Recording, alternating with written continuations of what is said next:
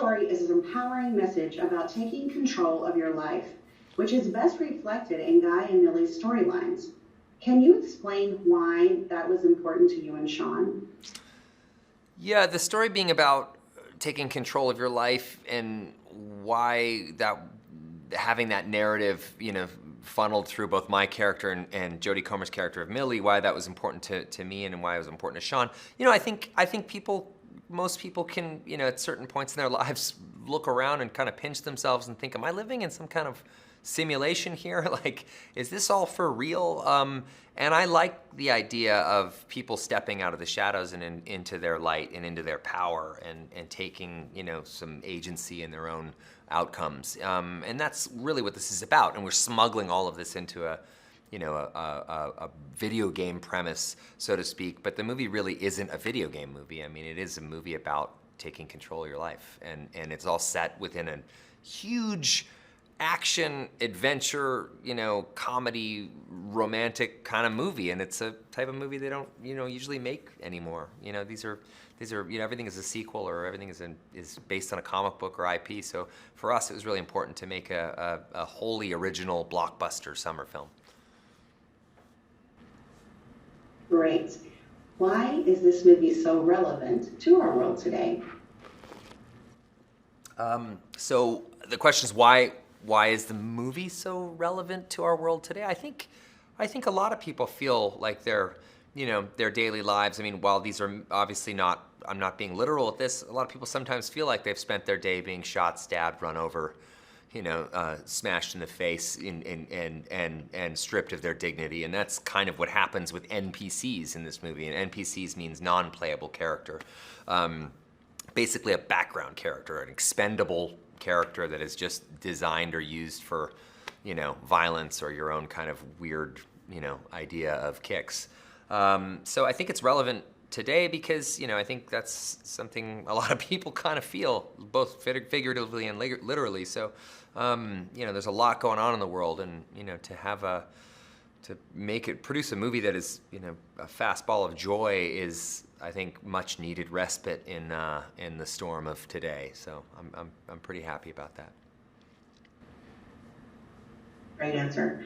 Let's talk about the blue shirt. What does it symbolize? And can you explain its significance to someone who hasn't seen the film?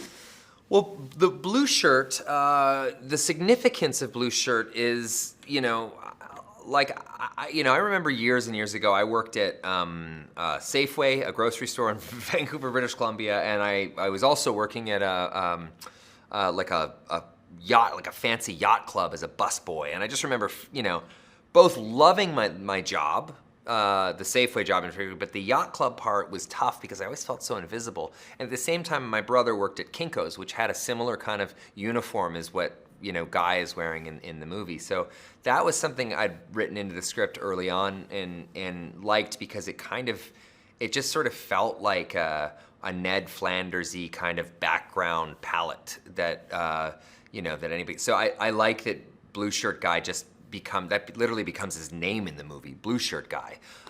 Like they don't even give him an identity. It's just Blue Shirt Guy. And he slowly but surely, grows an identity and grows a real purpose and learns how to fight back. And that's where he steps into being Guy, just Guy. And even says it a few times in the movie, my name is Guy. And I love that. So the clothing choice was certainly intentional. But those sorts of things are very important in movies like this. So, and I also like Halloween costumes, meaning that I like movies where you can see an immediately identifiable costume. And the following Halloween, if you see somebody dressed in that, you're like, oh, that's from the movie, blah, blah, blah. So that's part of it too, is I like that it was immediately identifiable as Guy from our movie. How excited are you for the audiences to finally be able to see Free Guy on the big screen in theaters, no less? Why is that so important for this film? Well, as somebody who, grew up adoring and loving going to theaters and watching movies and having that communal experience, I still love it. I got to screen Free Guy in Boston a couple of weeks ago and watch it with, a theater filled with people, and it was just such a wonderful communal experience. It's also so like contagious to like, you know, enjoy that laughter, that sort of you sort of, when someone else laughs, you laugh along with them, and I don't know, there's something about that community experience that I will always love. So